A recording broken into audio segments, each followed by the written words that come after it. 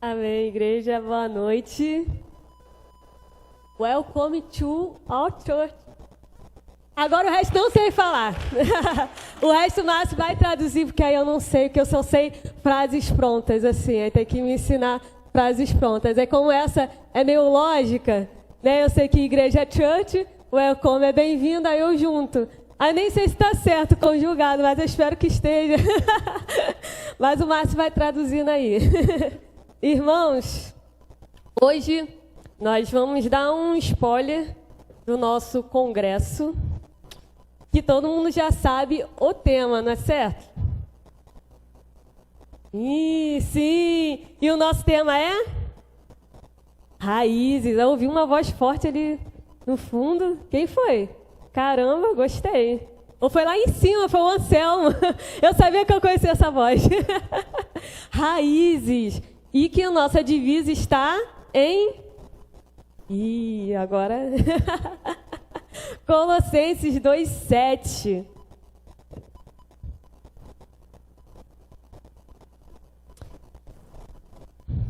Na verdade, a gente está pegando o versículo 6 também, que complementa. E diz assim: portanto, assim como vocês receberam Cristo Jesus, o Senhor, continue a viver nele, enraizados e edificados nele, firmados na fé, como forem ensinados, transbordando de gratidão. Essa é a nossa divisa do nosso congresso. Então você já vai lendo aí, embala com o Colossenses inteiro, já vai lendo, até chegar dia 25, 26 e 27 de agosto.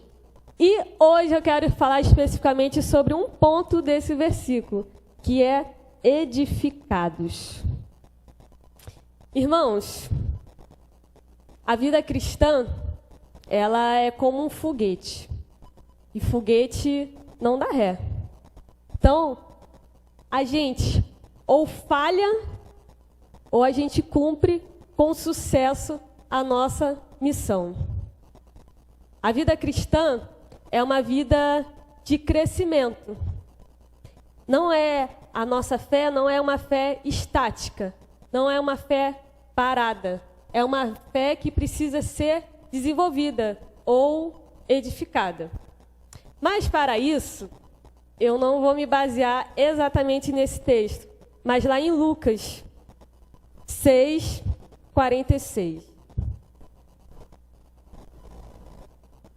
Lucas 6:46, Jesus, durante todo o capítulo 6, ele está falando sobre o Sermão do Monte.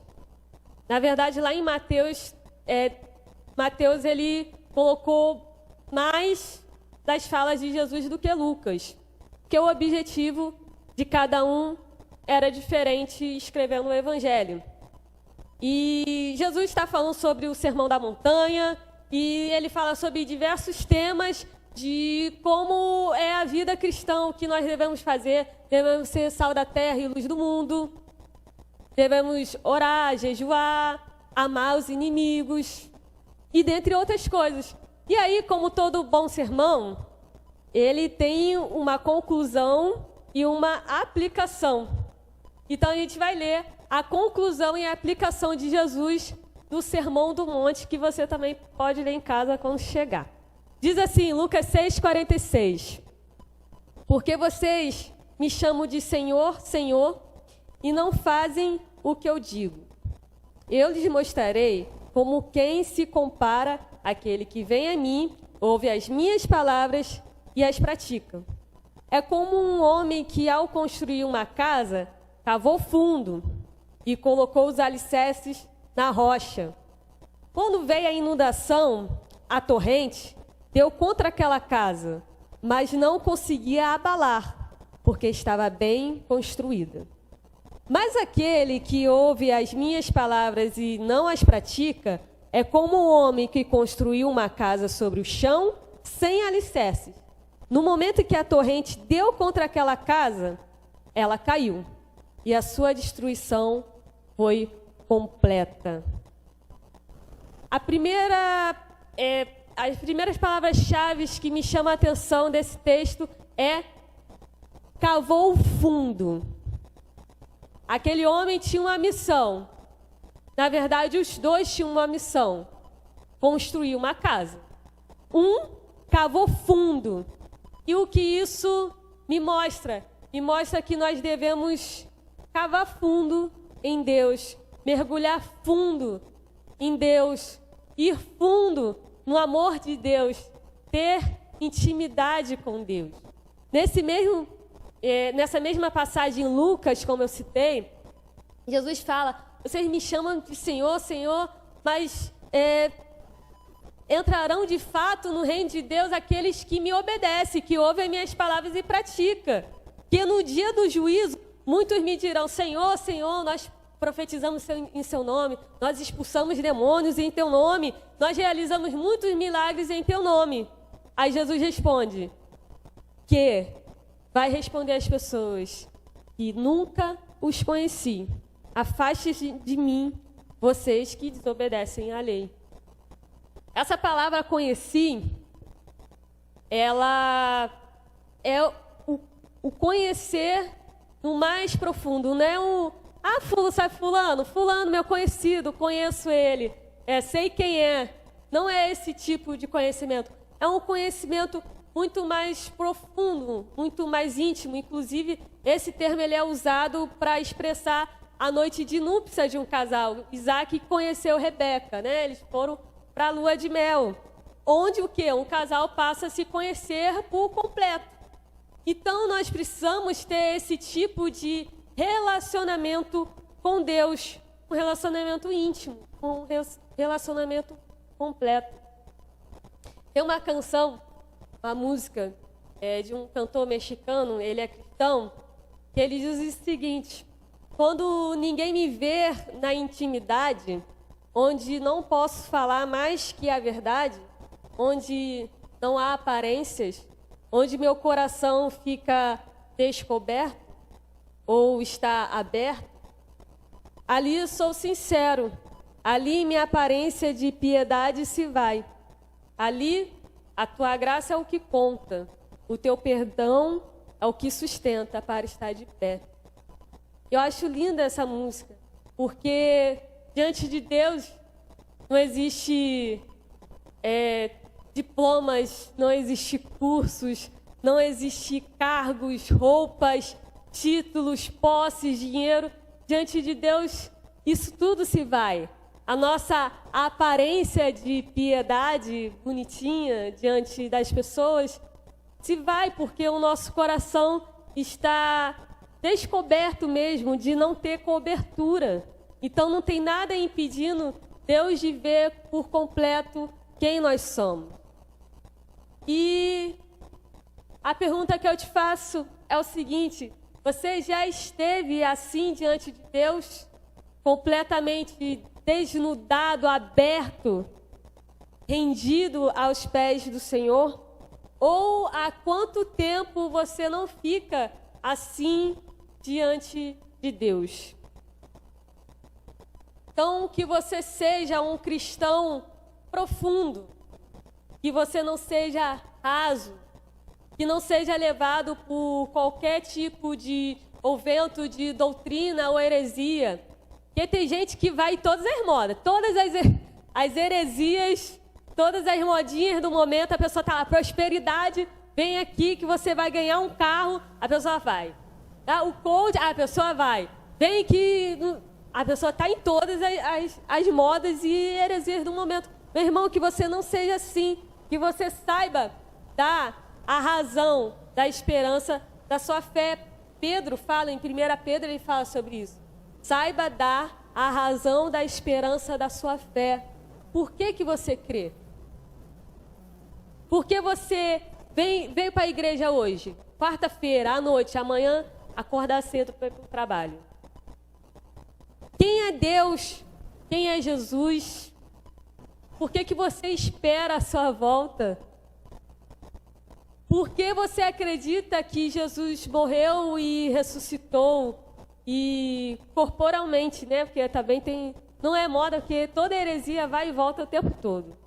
Mas a Clara me mostrou um vídeo essa semana sobre um pastor aí, de uma banda que não acredita que Jesus morreu corporalmente. E por que você acredita que Jesus morreu corporalmente? E pelo quê, ou por quê, ou por causa de quê Jesus morreu? E que você mescle esse conhecimento, esse entendimento com fervor, porque esse entendimento ele precisa te fazer orar mais, se quebrantar mais, orar mais diante. E a outra palavras-chave que me chamam a atenção é sobre o colocou os alicerces na rocha. Alicerce é estrutura, é a base, é a formação.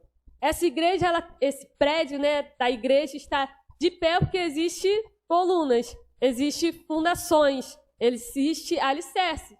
Senão já teria ido embora há muito tempo. Então, o que sustenta ou tem sustentado a sua vida? Ela está firmada em quê? O que segura para que ela não caia? Muitos, sabe, irmãos, se apoiam em outras pessoas que acabam por se tornar dependentes emocionais de pessoas. Isso é perigoso, porque isso pode acontecer muito cedo. Sabe, quando você acha que não pode viver sem um fulano, sem um ciclano, seja seu amigo, seja sua mãe, seu pai, seu crush, seja quem for. Você acha que não pode mais viver sem ele. E é uma necessidade que você tem de depender de outra pessoa para ser feliz. E aí você não sabe tomar suas próprias decisões, você não consegue manter um relacionamento saudável. Você fica inseguro sobre as responsabilidades da sua própria vida. E você não se sente capaz de tomar suas próprias decisões, de ter a sua própria personalidade. Você acha o tempo todo que você será rejeitado. Então, que você dependa única e exclusivamente de Deus. E que sua vida esteja alicerçada nele. Porque, sabe, pessoas elas decepcionam. Muitas vezes as pessoas não são o que a gente pensa, ou elas não correspondem o que a gente espera. E esperar e depender de uma pessoa também é muito cruel. Porque você esperar que um outro te faça plenamente feliz e você depender só dele ou dela, uma hora isso se rui, isso cai. Então que você dependa única e exclusivamente de Deus. Sabe por quê? Aí vem a outra palavra, frase-chave. A inundação, a torrente, ela vem. As crises, as tentações, elas vêm. E não tem óleo ungido correndo na veia de ninguém. Na veia de todo mundo aqui corre sangue. Não é virei crente, agora é óleo ungido, sofri um transplante aqui de sangue. Não, não existe isso. E às vezes esse sangue, ele esquenta. E aí esquenta em dois extremos. Ou você sente uma vontade enorme de dar um soco na cara da pessoa, ou você sente uma vontade enorme de aí ter aquele conhecimento que eu falei lá em cima, mas antes da hora. E aí, quando isso acontece, você que já cavou fundo, que já construiu seus alicerces na rocha, você já sabe o caminho para o coração de Deus. E aí você faz o quê? Você corre para ele. Então você tem base para sustentar, porque, como eu disse daquela música do cantor mexicano, é a graça do Senhor que sustenta. Então você está ali, coladinho nele, e não se abala. Então, fica mais fácil quando a gente tem intimidade com Deus, de vencer as crises, as tentações. Elas continuam na mesma intensidade, mas a nossa intensidade no relacionamento com Deus é outra. Tem uma música antiga que eu acho ela sensacional, que é essa paz que eu sinto em minha alma, não é porque tudo me vai bem, essa paz que eu sinto em minha alma é porque eu sirvo a quem me é fiel. Não é porque tudo está bem, mas é porque nós temos um Deus que é fiel. Nós cavamos e colocamos nosso alicerce da nossa vida na rocha. E o diabo, a gente resiste. A Bíblia fala, resistivos ao diabo. Mas as tentações, ela fala para a gente fugir. Então, corre. E corre na direção certa, que é Deus. Porque a primeira coisa que uma pessoa abandona, uma pessoa quando ela apostata da fé, quando ela se desvia, quando ela começa a viver uma vida de pecado, pode ver, a primeira coisa que ela abandona é a sua devocional, é a sua oração, é a sua leitura da Bíblia. É a primeira coisa que uma pessoa abandona. E aí depois, meu irmão, você quebrando as colunas, uma hora cai. E outra, existe algo muito incomum nessas duas casas. Às vezes a gente não repara, mas existe algo muito mais incomum do que a gente imagina.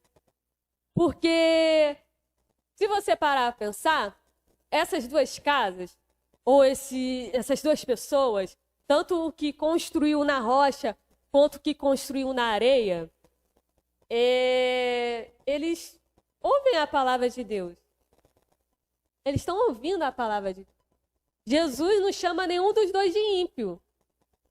Jesus não chama nenhum dos dois de pecador. Os dois estão ali, ouvindo a palavra de Deus. E de aparência, as duas casas podem se parecer muito.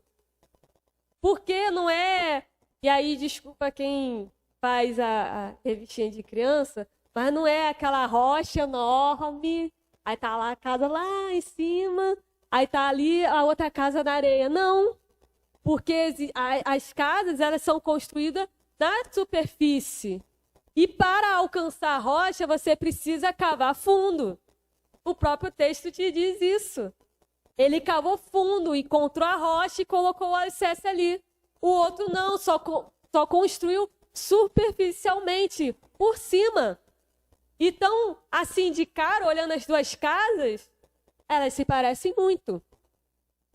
Então, qual é a diferença? A diferença está no fundo. A diferença está que tem dentro da casa, que tem dentro de você. O que tem dentro de você? Porque aparentemente, colocar uma roupa bonitinha, uma Bíblia debaixo do braço, vir em todos os cultos, ter cargos, trabalhar na igreja, participar das ordenanças, das atividades, professar a mesma fé, todos se parecem. Se passar o olho assim, todos se parecem. Na verdade, alguns nem tentam mais disfarçar hoje em dia, né? Você já vê, já olha um assim. Mas, de aparência, todo mundo se parece. Mas o que tem dentro de nós? Tem uma música que ela não é cristã, mas eu acho que ela podia... Eu acho, sei lá, o cara deve ter ouvido em uma igreja de um sermão. Porque ele diz o seguinte: o que você faz quando ninguém te vê fazendo? Ou o que você queria fazer se ninguém pudesse te ver? O que nós fazemos quando ninguém nos vê fazendo, ou se a gente tivesse a oportunidade de ninguém nos ver, o que a gente faria? Sobre qual fundamento nós estamos edificando e fazendo crescer a nossa vida cristã? Sobre a rocha ou sobre a areia? Sobre Jesus ou sobre coisas superficiais? Porque muitos, eles até apreciam ouvir o evangelho. Você pode entrar em qualquer comunidade e todas as pessoas andam por esse bairro mesmo. E qualquer pessoa vai aceitar uma oração. Qualquer pessoa vai aceitar te ouvir. Chega, eu tenho uma palavra de Deus para você. A pessoa vai ouvir. Posso orar por você? A pessoa vai aceitar. Uma vez, estava com o pessoal da Cristolândia lá na Cracolândia do Jacarezinho. A gente estava andando e é cena de The Walking Dead. Real. É a coisa mais assustadora que eu já vi na minha vida. Tinha um cara que eu não sei se ele sobreviveu, que ele parecia estar morrendo. Respirando fundo, tentaram dar um leite lá para ele e o povo anda igual um zumbi. Eu estava conversando com uma menina que tinha 18 anos, usuária. Aí eu estava com outra menina voluntária, que tinha 19. Mas essa que tinha 18, ela tinha cara de ter 30 e poucos anos. E ela se assustou quando eu falei que eu tinha... Na época eu estava com 26. E essa menina de 19 é que ela se assustou mais ainda. Porque ela já tinha um filho de 5 anos e um cara de 30 e poucos anos. Só que algo nos chamou a atenção lá. A gente estava lá, e aí, o que eles estavam ouvindo? Louvor. Quando a noite fria caiu sobre mim, e no deserto eu entrar. E aí, em outro momento, eu estava com o violão, estava tocando a música clássica da Cristolândia, que é Nada Além do Sangue.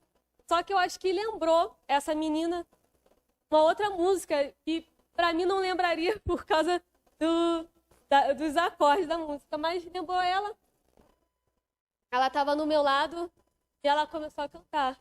Eu tenho Deus, vai deixar essa luta me bater. Ver o mar, a expressão que esteja a situação. Aí eu, caraca, é completamente desconexo tudo que eles vivem ali. E eles apreciam até ouvir o evangelho. Eu sei que a dependência química é para a vida toda. Mas eles precisam querer. Mas eles amam ouvir louvor. Todo final de baile, e não é porque eu já fui num baile, é porque eu moro num lugar que às vezes eu tenho que passar por dentro de um baile. E a gente ouve, às vezes de casa, o baile rolando. E todo final de baile toca praticamente a mesma música, que é Espírito Santo, ore por mim, tipo, todo mundo chapadão, drogadão, não sabe nem o que fez a noite inteira, que não lembra, chega no outro dia não lembra em casa, mas eles terminam com louvor. Com louvor. Uma vez eu não estava, mas num baile, chapadão, o baile não pode parar. É outra regra do baile. Eu estava até falando para o Anselmo. Regra do baile não pode parar. E aí chegou o pessoal da Casa Viver, e aí lá são 2 chefes, e um deu a oportunidade para ele. Toma, pastor, o microfone. Gente, eles não fazem isso com ninguém, com nada. Nada para um baile. Pode dar tiro que não para o baile. Ele falou, toma, pastor, o microfone. E aí, aquelas músicas poeticamente bonitas, né? As pessoas, o DJ ficou constrangido, como que eu vou dar a palavra para o pastor? O baile não pode parar. E aqui está cantando essas poesias maravilhosas que falam de amor. E aí, ele põe o quê? Distante de ti, Senhor, não pode vir na hora. Tipo assim, aquele DJ é bom, Anselmo. Na hora, tipo, parou a música, pá. Distante de ti, Senhor, não pode. E a mulher com um uísque na mão, com um copo assim, ó. Não posso. E aí, mas no outro dia? Cadê ela na igreja? No outro dia, ela procurou quem? Muitos apreciam ouvir o evangelho. Ah, uma coisa. E aí, muitas vezes, no nosso fone, no nosso Spotify, YouTube, nosso celular, não tem uma música cristã. Também é para nossa vergonha. Às vezes, durante o dia, a gente não ouve um louvor. E as pessoas, nessas situações, estão curtindo louvores. Mas muitos apenas apreciam ouvir o evangelho. Você pode orar por ela o que for. Ela não vai. Ela vai falar que distante de Deus não pode viver e continua vivendo distante dele. Talvez você nunca tenha ido a um baile ou esteve na vida errada, como chamam. Muitas vezes aprovamos as doutrinas batistas, concordamos com todas as afirmações sobre Cristo, sobre o Espírito Santo, justificação, santificação, arrependimento, fé. Até já fizemos profissão de fé. Todo mundo que é batizado já até fez profissão de fé. Mas o que nós estamos fazendo? Qual é a nossa prática diária, em público e em particular? Ou você só tem ouvido? Brevemente chegará o dia que a gente vai precisar responder essas perguntas, quer a gente goste ou não. Jesus fala aqui sobre um julgamento vindouro. A torrente, a tempestade, a gente interpreta, e eu coloquei aqui também como crises, como tentações, mas aqui Jesus está falando sobre um julgamento vindouro. E olha só, ele veio de igual nas duas casas. A diferença foi que quem confia em Cristo não foi abalado. E para terminar, eu quero ler Ezequiel 29, 31. Eu vou ler na Nova Almeida, André. Vou ler em outra versão aqui. Ezequiel 33, 29 ao 31.